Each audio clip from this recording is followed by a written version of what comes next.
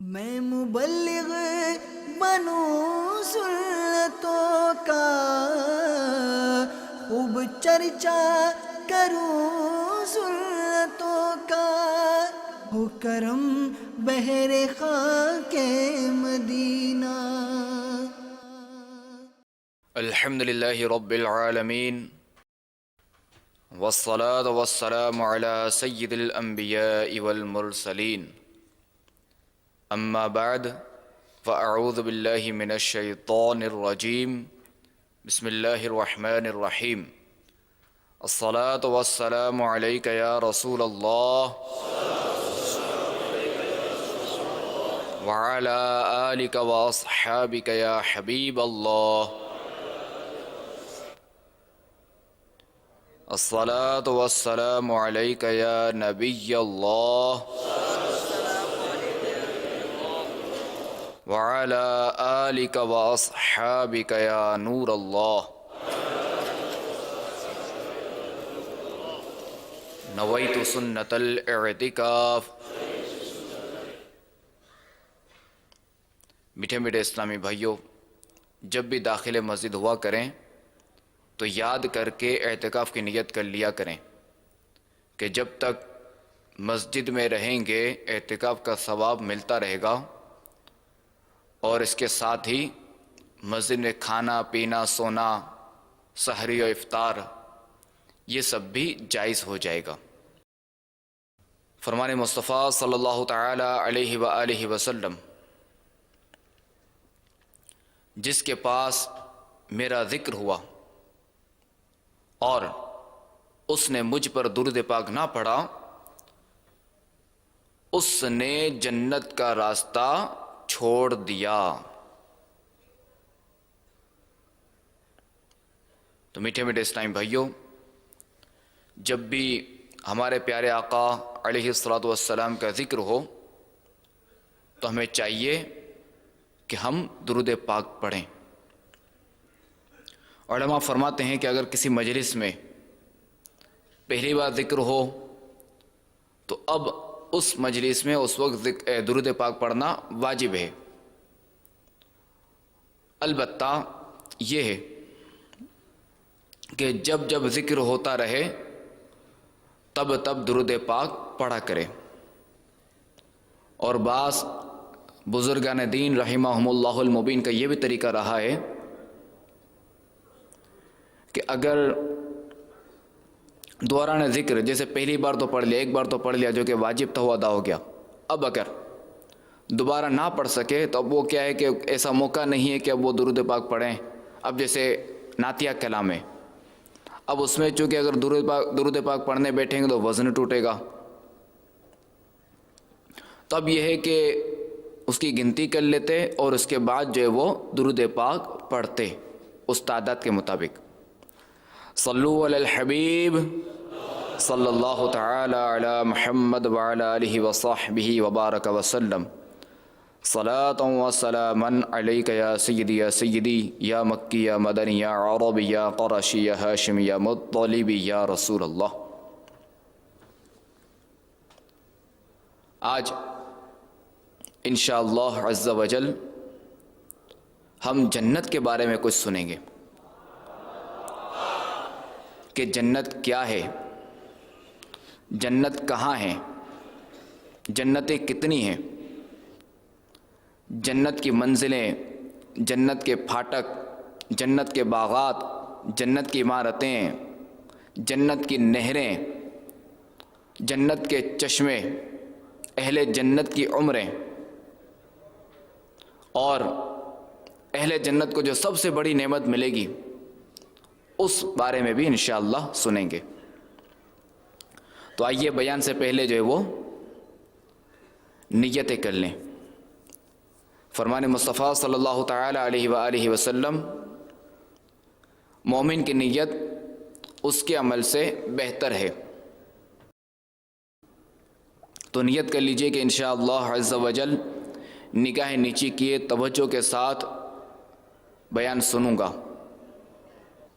میں بھی نیت کرتا ہوں کہ انشاءاللہ عز و جل اعلاء کلمت الحق کروں گا، نیکی کی دعوت دوں گا اور برائی سے منع کروں گا۔ صلو علی الحبیب، توبوا الی اللہ، صلو علی الحبیب صلی اللہ تعالی علی محمد۔ میٹھے میٹھے اسلامی بھائیوں اور مدنی چینل کے ناظرین، اللہ تبارک و تعالی نے اپنے بندوں کو اچھے اچھے اعمال کرنے کی بدولت، یعنی اچھے اچھے اعمال کا بدلہ دینے کے لیے اور انعام دینے کے لیے اپنے فضل و کرم سے جو شاندار مقام تیار کر رکھا ہے، جو کہ آخرت میں ملے گا، اس کا نام جنت ہے، اور اسی کو بہشت بھی کہتے ہیں۔ جنت میں ہر قسم کی راحت، شادمانی یعنی خوشی اور فرحت کا سامان موجود ہے۔ سونے، چاندی اور موتی اور جواہرات کے لمبے چوڑے اور اونچے اونچے محل بنے ہوئے ہیں، اور جگہ جگہ ریشمی کپڑوں کے خوبصورت و نفیس خیمے لگے ہوئے ہیں، اور ہر طرف جنت میں ہر طرف طرح طرح کے لذیذ اور دل پسند میووں کے گھنے، شاداب اور سایہ دار درختوں کے باغات بھی ہیں،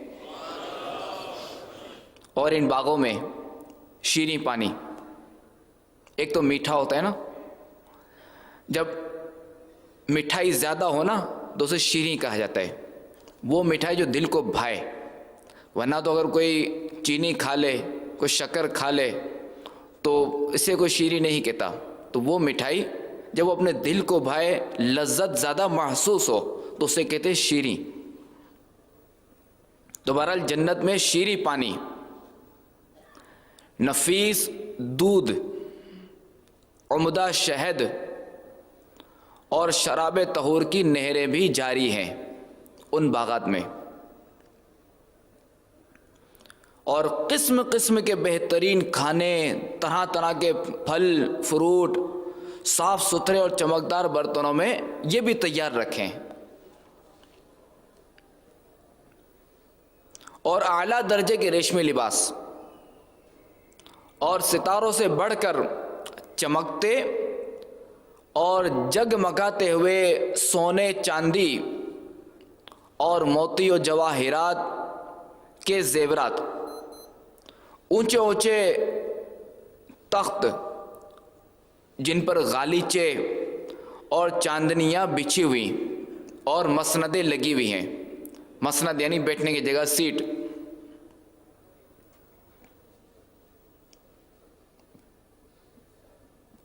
اور عیش و نشاط کے لیے دنیا کی عورتیں اور جنت کی حوریں ہیں جو بے انتہا حسین و خوبصورت ہیں۔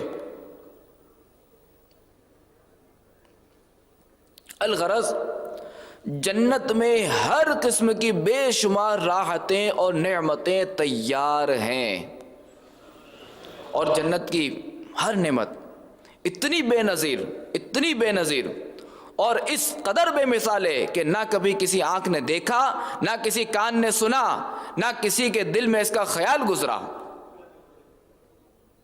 اور جنتی لوگ بلا روک ٹوک ان تمام نعمتوں اور لذتوں سے لطف اندوز ہوں گے، اور ان تمام نعمتوں سے بڑھ کر جنت میں جو سب سے بڑی نعمت یہ ملے گی کہ جنت میں جنتیوں کو اللہ تبارک و تعالی کا دیدار نصیب ہوگا،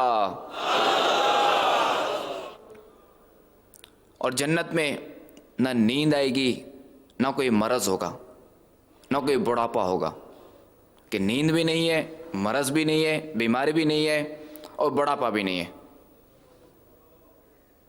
کہ بعض اوقات مریض جوان ہوتا ہے عمر کے حساب سے مگر بوڑھا ہو جاتا ہے،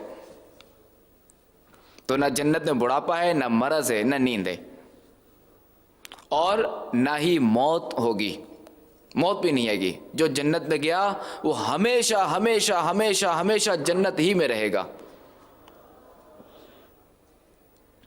اور ہمیشہ تندرست رہے گا اور جوان بھی رہے گا. اور اہل جنت خوب کھائیں گے. ہم انشاءاللہ وہاں خوب کھائیں گے, خوب پئیں گے, مگر نہ چھوٹا پیشاب آئے گا اور نہ ہی بڑے پیشاب کی حاجت ہوگی, اور نہ ہی تھوکنے کی حاجت, اور نہ ہی تھوکیں گے اور نہ ہی ناک بہے گی. بس ایک ڈکار آئے گی اور مشک سے زیادہ خوشبودار پسینہ بہے گا اور کھانا پینا ہضم ہو جائے گا. اور جنتی ہر قسم کی فکروں سے آزاد اور رنج و غم کی زحمتوں سے محفوظ رہیں گے, اور ہمیشہ ہر دم ہر قدم پر شادمانی اور مسرت کی فضاؤں میں شاد و آباد رہیں گے, اور قسم قسم کی نعمتوں اور طرح طرح کی لذتوں سے لطف اندوز محظوظ ہوتے رہیں گے. یہ جو میں نے عرض کیا یہ سارا جو ہے نا وہ قرآن پاک اور حدیث پاک کا خلاصہ ہے جنت کے حوالے سے. اب یہ ہے کہ جنت کہاں ہے؟ زیادہ صحیح قول یہ ہے کہ جنت 7ویں آسمان کے اوپر ہے, کیونکہ قرآن مجید میں ہے عند سدرۃ المنتہی عندہا جنت المأوی. ترجمہ کنز الایمان, سدرۃ المنتہی کے پاس, اس کے پاس جنت المأوی ہے. اور ایک حدیث میں آیا ہے کہ جنت کی چھت عرش پر ہے.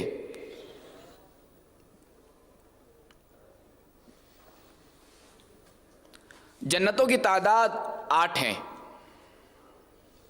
جنتوں کی تعداد کتنی ہے؟ 8. دار الجلال, دار القرار, دار السلام, جنت عدن, جنت المأوی, جنت الخلد, جنت الفردوس اور جنت النعیم.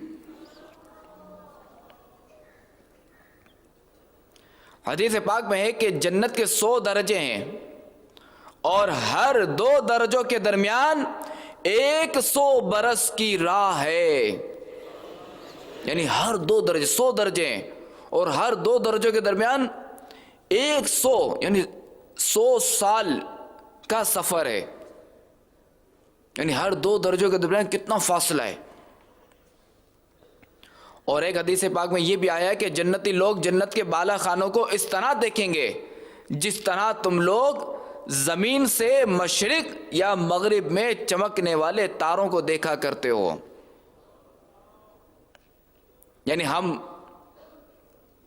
زمین پہ ہیں نا, ہم جب بلندی اس طرح اوپر کی طرف دیکھتے ہیں ستاروں کی طرف, اب چاہے کوئی ستارہ مشرق کی طرف ہو یا چاہے کوئی مغرب کی طرف ہو, حالانکہ یہ ستارہ بہت دور ہے, بہت دور ہے, مگر اللہ تعالیٰ کی شان ہے, اللہ تعالیٰ کی قدرت ہے کہ اس نے آنکھ بھی کیسی نعمت عطا فرمائی ہے کہ بندہ اس کے ذریعے کیا کیا دیکھ لیتا ہے, کتنی دور کی چیز دیکھ لیتا ہے. اور ہمیں محسوس ایسا ہوتا ہے جیسے ہمارے بہت قریب ہے, جیسے 100 منزلہ عمارت ہو, بلکہ 8 منزلہ عمارت ہو, ہم یوں دیکھتے ہیں ہمیں بالکل نظر جھٹکے میں نظر آ جاتی ہے. مگر جب اس طرف ہم جانے کا ارادہ کریں, جب جائیں اس طرف تو کتنا وقت لگتا ہے. آج کل تو لفٹ وغیرہ ہے مگر ہر جگہ لفٹ نہیں ہوتی, اور جب پیدل چلیں سیڑھیوں پر چڑھتے ہوئے تو کتنا وقت لگتا ہے. مگر نظر کا کمال دیکھیں کہ لمحہ بھر میں یہ دیکھ لیتی ہے, یہ پہنچ جاتی ہے. حدیث پاک میں ہے کہ جنت کے پھاٹک اتنے بڑے بڑے ہیں کہ اس کے دونوں بازوؤں کے درمیان 40 برس کا راستہ ہے. جنت کے پھاٹک اتنے بڑے ہیں کہ 40 برس 40 سال کا راستہ ہے ان پھاٹکوں کے درمیان. مگر جب جنتی جنت میں داخل ہونے لگیں گے تو ان پھاٹکوں پر ہجوم کی کثرت سے تنگی محسوس ہونے لگے گی. یعنی ایک تو یہ کہ 40 سال کا راستہ سفر, یعنی اتنا اس میں فاصلہ ہے, مگر اس کے باوجود اتنا ہجوم ہوگا, ہجوم کی جب کثرت ہوگی تو لوگ اس میں تنگی محسوس کریں گے.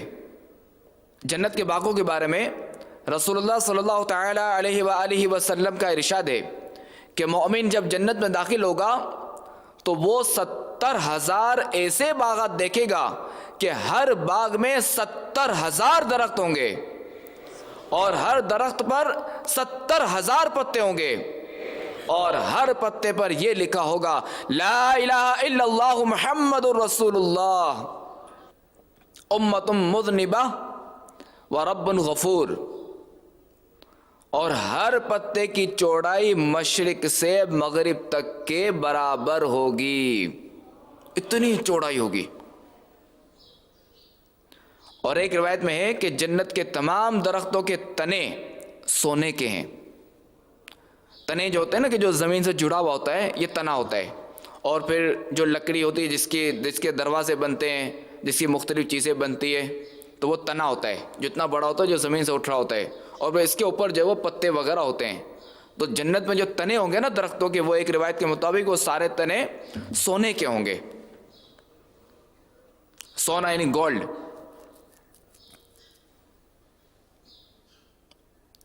جنت کی عمارتوں میں ایک اینٹ سونے کی اور ایک اینٹ چاندی کی ہے، اور اس کا گارا نہایت ہی خوشبودار مشک ہے، اور اس کی کنکریاں موتی اور یاقوت ہیں، اور اس کی دھول زعفران ہے۔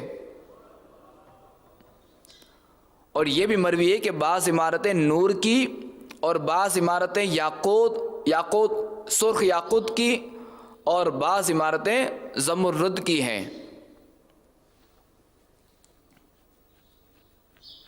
جنت میں شیریں پانی، شہد، دودھ اور شراب کی نہریں بہتی ہیں۔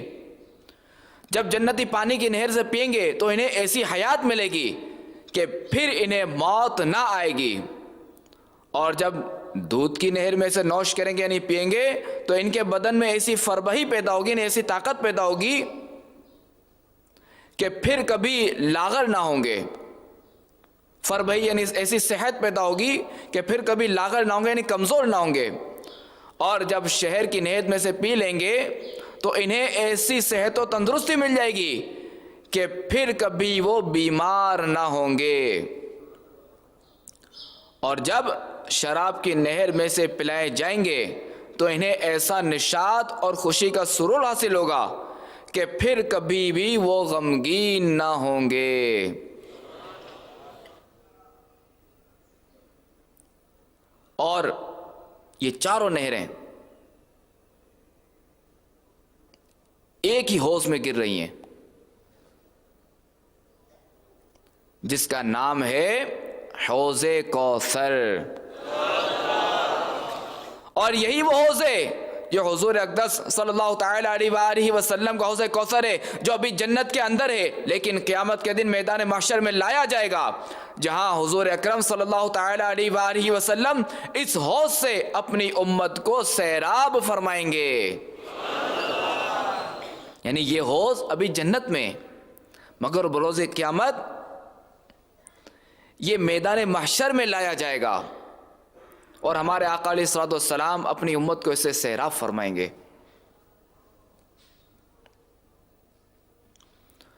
ان چاروں نہروں کے علاوہ، یعنی حوض کوثر میں جو نہریں بہتی ہیں، ان چاروں نہروں کے علاوہ جنت میں دوسرے چشمے بھی ہیں جن کے نام کافور،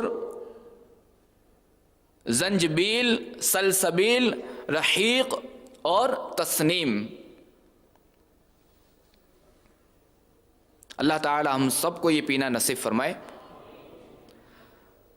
ہر جنتی خواہ بچپن میں مرا ہو یا بوڑھا ہو کر وفات پائی ہو، ہمیشہ جنت میں اس کی عمر 30 ہی برس کی رہے گی، چاہے بچپن میں مرا ہو، 30 سے کم کا مرا ہو، یا 60 سال کا ہو کے مرا، یا 80 سال کا ہو کے مرا، یا 70 سال کا ہو کے مرا، مگر اس کی عمر جو وہ 30 برس ہی کی رہے گی، اور اس سے زیادہ کبھی اس کی عمر نہیں بڑھے گی، اور ہمیشہ ہمیشہ اسی طرح جوان رہتے ہوئے آرام و راحت کی زندگی بسر کرتا رہے گا۔ یعنی اہل جنت جو ہے وہ ہمیشہ اسی طرح جوان رہیں گے اور اسی طرح جو وہ اپنی آرام اور راحت کی زندگی بسر کریں گے۔ انشاءاللہ عز و جل وہاں 30 سال ہی کے معلوم ہوں گے۔ ادنا درجے کے جنتی کو 80,000 خادم اور 72 بیویاں ملیں گی، اور اس کے لیے موتی اور زبرجد اور یاقوت کا اتنا لمبا چوڑا خیمہ گاڑا جائے گا کہ جتنا جابیہ اور صنعاء کے 2 شہروں کے درمیان فاصلہ ہے۔ اور ہر جمعہ کے دن جنت میں ایک بازار بھی لگے گا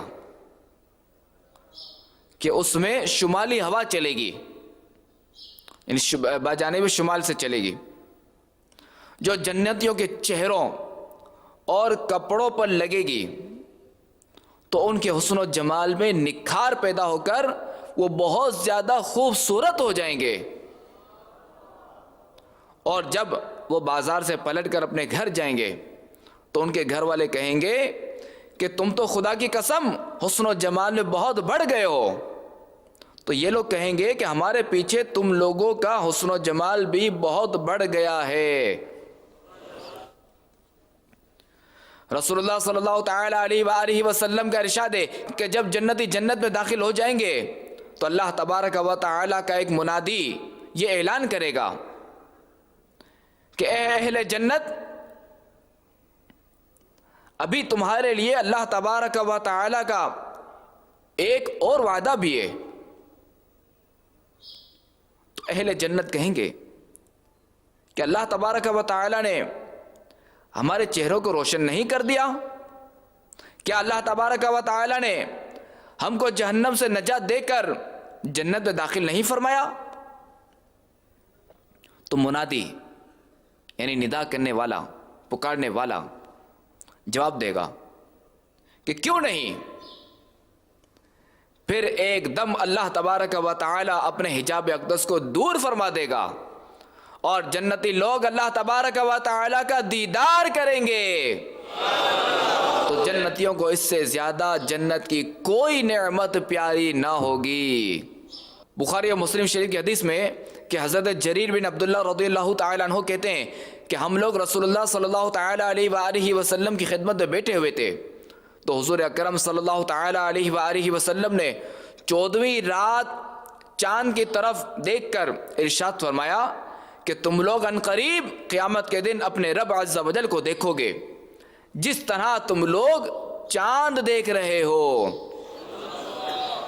یعنی جس طرح چاند دیکھنے میں کوئی کسی کے لیے حجاب اور آڑ نہیں بنتا، اسی طرح تم لوگ اپنے رب عز و جل کو دیکھو گے۔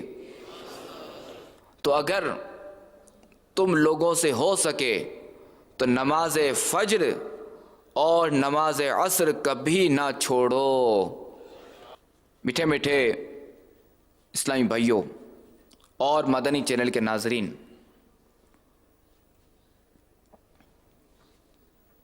یاد رہے کہ جنت میں صرف وہی داخل ہوں گے جو دنیا سے اپنا ایمان سلامت لے کر جائیں گے۔ اگر خدا نہ خواستہ معاذ اللہ کسی کا خاتمہ کفر پر ہوا تو وہ ہمیشہ ہمیشہ جہنم میں رہے گا۔ یعنی یہ میں مسلمانوں کے لیے بات کر رہا ہوں کہ دنیا میں مسلمان مگر نزا کے وقت اگر ایمان سلب کر لیا گیا، نزا کے وقت اس کا خاتمہ کفر پر ہوا، اس کا برا خاتمہ ہوا، کفر پر اس کی موت واقع ہوئی، تو اب وہ جنت میں نہیں جائے گا، اب وہ ہمیشہ ہمیشہ جہنم میں رہے گا۔ تو اے میرے میٹھے میٹھے اسلامی بھائیوں اور مدنی چینل کے ناظرین، ہم نے جنت کے بارے میں جو سنا، یقیناً ہر مسلمان کی تمنا ہے، ہر ایک کی تمنا ہے کہ ہمیں یہ نعمتیں ملیں، ہم اس جنت میں داخل ہوں، ہم اپنے رب عز و جل کا دیدار کریں جنت میں۔ تو اس کے لیے ایمان سلامت لے کر جانا ضروری ہے۔ تو علماء فرماتے ہیں کہ جسے اپنے ایمان کے ضائع ہونے کا خوف نہیں ہوتا، اندیشہ ہے، خطرہ ہے کہ بوقت نزا یعنی موت کے وقت اس کا ایمان چھین لیا جائے۔ تو ہمیں چاہیے کہ ہم ہر نماز بعد اپنے ایمان کی سلامتی کے لیے دعا کرتے رہیں کہ ایمان ہے تو سب کچھ ہے۔ جیسا کہ حالانکہ غوث اعظم علیہ رحمۃ اللہ الاکرم کتنے بڑے ولی تھے، غوثیت کبریٰ کے مقام پر فائز تھے، مگر کیا فرماتے ہیں کہ میری عید اس وقت ہوگی جب میں اپنا ایمان قبر میں سلامت لے کر جاؤں گا۔ تو میٹھے میٹھے اسلام بھائیوں، یاد رہے کہ الحمدللہ عز و جل ہم مسلمان تو ہیں، مگر ہمیں مرنا بھی مسلمان ہی ہے، نہ کہ کفر پر۔ اللہ تعالیٰ سے دعا بھی کرتے رہنا چاہیے اور نیک اعمال کرتے رہنا چاہیے، گناہوں سے بچنا چاہیے کہ گناہ چاہے صغیرہ ہو یا کبیرہ، چھوٹا ہو یا بڑا، ہر گناہ سے بچنا چاہیے۔ آپ نے دیکھا ہوگا یا سنا ہوگا، یا اگر نہ کسی نے دیکھا نہ سنا تو کم از کم ایک عقل کہتی ہے، ایک عقل کا تقاضا ہے، ہمارا دماغ کہتا ہے، ہمارا ذہن کہتا ہے کہ جس کے پاس تھوڑی سی عقل ہے کہ ایک چنگاری پورا گودام راکھ کر سکتی ہے۔ ایک چنگاری کہیں بھی آپ دیکھیں گے آگ لگ جاتی، معمولی سی ایک چنگاری ہوتی ہے اور کپڑے کا پورا گودام جلا دیتی ہے، لوگوں کے گھروں کے گھر جلا دیتی ہے۔ بعض اوقات آپ سنتے ہوں گے جنگلات جل جاتے ہیں، تو یہ تھوڑی کہ باقاعدہ پوری آگ لگتی ہے، ایک چنگاری ہوتی ہے جو یہ آگ کا سبب بنتی ہے اور پورے جنگل کے جنگل جلا دیتی ہے اور سارا جنگل راکھ کر دیتی ہے۔ تو یاد رہے کہ گناہ صغیرہ بھی، ایک چھوٹا گناہ بھی ایمان کی بربادی کا سبب بن سکتا ہے۔ تو لہذا چاہیے کہ ہر چھوٹے سے چھوٹے گناہ کو بھی ہلکا نہیں جاننا چاہیے، اس سے بھی بچنا چاہیے۔ صغیرہ گناہ تو دور کی بات ہے، افسوس کہ آج مسلمان ہونے کے باوجود جو اس پر فرائض ہیں، جو اس پر واجبات ہیں، مسلمان ان فرائض سے دور ہے۔ مسلمان پر جو احکام لازم کیے گئے، جو اعمال لازم کیے گئے، مسلمان اس سے دور ہے۔ آج مسلمان اس کو حکم ہوا کہ اپنے حبیب، اپنے نبی کی اتباع کرو، اللہ و رسول کا حکم مانو، اپنے نبی کی اتباع کرو، یعنی ان کے طریقوں پر چلو۔ مگر افسوس کہ مسلمان آج غیروں کے طریقوں پر چل رہا ہے۔ مسلمان غیروں کے طریقوں پر چلتے ہوئے گناہوں میں مبتلا ہے۔ مسلمان غیروں کے طریقوں پر چلنے کو فخر محسوس کرتا ہے، حالانکہ مسلمان فخر اس وقت محسوس کرے کہ جب جن کا کلمہ پڑھتا ہے ان کے طریقے پر چلے، تب فخر محسوس کرے، فخر بھی محسوس کرے اور استقامت کی دعا بھی کرے اور سجدہ شکر بھی ادا کرے کہ اللہ تبارک و تعالیٰ تیرا شکر ہے کہ تو نے مجھے اپنے حبیب صلی اللہ تعالیٰ علیہ وآلہ وسلم کی اتباع نصیب کی۔ آج ہماری مسجدیں ویران ہیں، حالانکہ ہر مسلمان جانتا ہے کہ نماز فرض ہے، کہ دن میں 5 وقت کی نماز فرض ہے، مگر ہماری مسجدیں ویران ہیں۔ رسول اللہ صلی اللہ تعالیٰ علیہ وآلہ وسلم ارشاد فرماتے ہیں کہ اسلام کی بنیاد 5 چیزوں پر ہے۔ اس امر کی شہادت دینا کہ اللہ کے سوا کوئی سچا معبود نہیں اور محمد صلی اللہ علیہ وسلم اس کے خاص بندے اور رسول ہیں، اور نماز قائم کرنا اور زکوٰۃ دینا اور حج کرنا اور ماہ رمضان کا روزہ رکھنا۔ تو پتہ چلا کہ اسلام کی بنیاد 5 چیزوں پر ہے۔ اس میں نماز بھی ہے. حضرت معاذ رضی اللہ تعالیٰ عنہ کہتے ہیں کہ میں نے رسول اللہ صلی اللہ تعالیٰ علیہ وآلہ وسلم سے سوال کیا وہ عمل ارشاد ہو کہ مجھے جنت میں لے جائے اور جہنم سے بچائے. کون سا عمل؟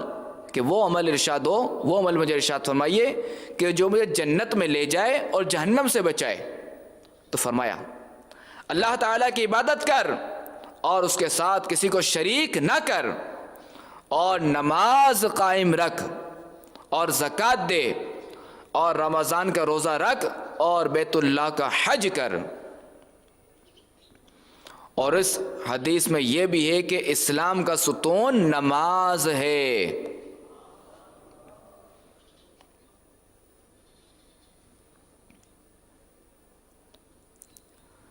ابو ہریرہ رضی اللہ تعالیٰ عنہ سے مروی کہ رسول اللہ صلی اللہ تعالیٰ علیہ وآلہ وسلم نے فرمایا 5 نمازیں، اور جمعہ سے جمعہ تک اور رمضان سے رمضان تک ان تمام گناہوں کو مٹا دیتے ہیں جو ان کے درمیان ہوں، جبکہ کبائر سے بچا جائے. یعنی 5 نمازیں، 5 نمازوں کے درمیان، جمعہ سے جمعہ کے درمیان، اور ایک رمضان سے دوسرے رمضان کے درمیان. یہ 5 نمازیں بھی، یہ جمعہ سے جمعہ بھی، اور یہ رمضان سے رمضان بھی ان تمام گناہوں کو مٹا دیتے ہیں، یعنی گناہ صغیرہ کو مٹا دیتے ہیں، جبکہ ان کے درمیان کبائر سے بچا جائے، یعنی کبیرہ گناہوں سے بچا جائے. چونکہ انسان خطا و نسیان کا مرکب ہے، الانسان مرکب عن الخطاء والنسیان، کہ انسان خطا اور بھول کا مرکب ہے. تو بات تقاضۂ بشریت انسان سے گناہ ہو جاتے ہیں. اگر گناہ ہو تو اس سے فوری توبہ کرے، کہ گناہ جب ہو جائے تو فوری توبہ کرنا واجب ہے. اور روایتوں میں آتا ہے کہ التائب من الذنب کمن لا ذنب لہ، یعنی گناہوں سے توبہ کرنے والا ایسا ہے کہ جیسا کہ اس نے گناہ کیا ہی نہیں.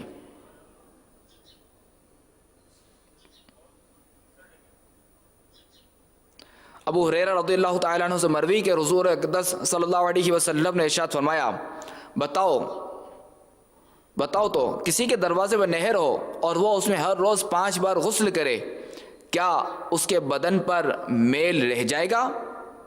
عرض کی نہ. فرمایا یہی مثال 5 نمازوں کی ہے کہ اللہ تبارک و تعالی ان کے سبب خطاؤں کو محو فرما دیتا ہے، یعنی خطائیں مٹا دیتا ہے. تو میٹھے میٹھے اسلامی بھائیوں، نماز کی بہت اہمیت ہے، نماز کے بے شمار فضائل ہیں، اور جو نماز نہیں پڑھتا اس کے لیے وعیدیں بھی ہیں، اس کے لیے عذاب کی وعید بھی ہے.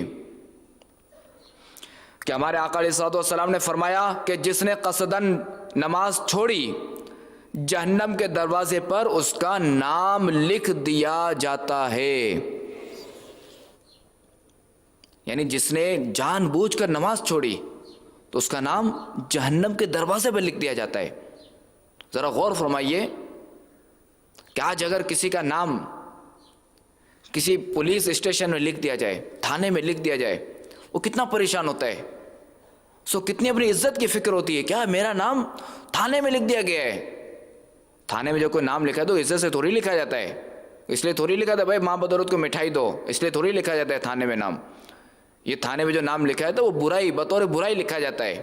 تو اگر کسی کا نام تھانے میں لکھ دیا جائے، پولیس اسٹیشن میں لکھ دیا جائے تو پریشان ہو جاتا ہے، عزت کا سوال ہو جاتا ہے اس کے لیے، اتنا پریشان ہوتا ہے. مگر اسے چاہیے کہ اس پہ غور کرے کہ جس نے جان بوجھ کر نماز چھوڑی تو اس کا نام جہنم کے دروازے پر لکھ دیا جاتا ہے.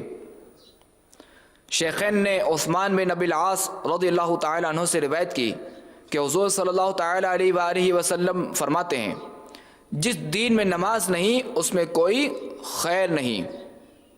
بیہقی حضرت عمر رضی اللہ تعالی عنہ سے راوی کہ رسول اللہ صلی اللہ تعالی علیہ وآلہ وسلم فرماتے ہیں جس نے نماز چھوڑ دی اس کا کوئی دین نہیں. نماز دین کا ستون ہے.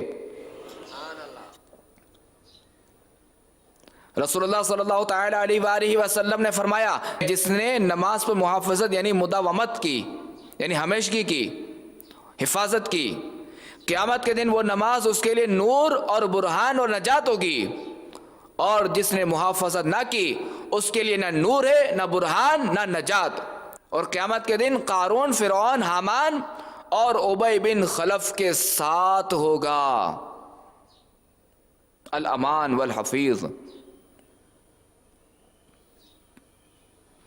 ترمذی عبداللہ بن شقیق رضی اللہ تعالی عنہ سے راوی کہ صحابہ کرام علیہم رضوان کسی عمل کے ترک کو کفر نہیں جانتے سوا نماز کے. تو میٹھے میٹھے اسلامی بھائیوں پتہ چلا کہ نماز فرض ہے اور ہم میں سے ہر ایک مسلمان پر ہر عاقل بالغ مسلمان پر 5 نمازیں فرض ہیں. تو نیت کیجئے کہ ہم انشاءاللہ عز و جل 5 وقت کی نمازیں با جماعت ادا کریں گے اور با جماعت بھی ادا کریں گے اور تکبیر اولیٰ کے ساتھ بھی ادا کریں گے اور انشاءاللہ عز و جل ہم خود بھی جنت میں جائیں گے اور دیگر کو بھی لے جائیں گے جنت میں, دیگر کو بھی جنت کی دعوت دیں گے. کیسے؟ ہم خود بھی مسجد میں جائیں گے نا نماز کے لیے, تو دیگر مسلمان جو نماز کے لیے نہیں جا رہے, ہمارے سامنے نہیں جا رہا, وہ جماعت کھڑی ہونے والی ہے, وہ ہمارے سامنے بیٹھا ہوا ہے, تو ہم اس کو انشاءاللہ عز و جل حسن اخلاق کے ساتھ, نرمی کے ساتھ, اچھے طریقے سے اس کو نماز کی دعوت دیں گے کہ بھائی نماز کا وقت ہو گیا, چلے اسلامی بھائی نماز کا وقت ہو گیا ہے, جماعت کا وقت, جماعت میں اتنے منٹس باقی ہیں, آئیے نماز پڑھ لیجئے. یاد رکھیے اگر کسی کی دعوت پر, اگر آپ کی دعوت پر اگر وہ بے نمازی تھا اور اس نے آپ کی دعوت پر لبیک کہتے ہوئے اس نے نماز پڑھی اور اب وہ نمازی بن گیا, تو یاد رہے کہ جب تک وہ نماز پڑھتا رہے گا اس کا ثواب آپ کو بھی ملتا رہے گا, چاہے آپ زندہ ہوں یا قبر میں ہوں, آپ کو اس کا ثواب ملتا رہے گا. الحمدللہ عز و جل دعوت اسلامی کے مدنی ماحول میں ایسی پیاری پیاری باتیں سکھائی جاتی ہیں. دعوت اسلامی کا مدنی ماحول نیکی کی دعوت عام کرنے کا جذبہ دیتا ہے. دعوت اسلامی کا مدنی ماحول گناہوں سے بچنے اور گناہوں سے بچانے کا ذہن دیتا ہے. تو میٹھے میٹھے اسلامی بھائیوں اور مدنی چینل کے ناظرین, آپ اس مدنی ماحول سے عملاً وابستہ ہو جائیے اور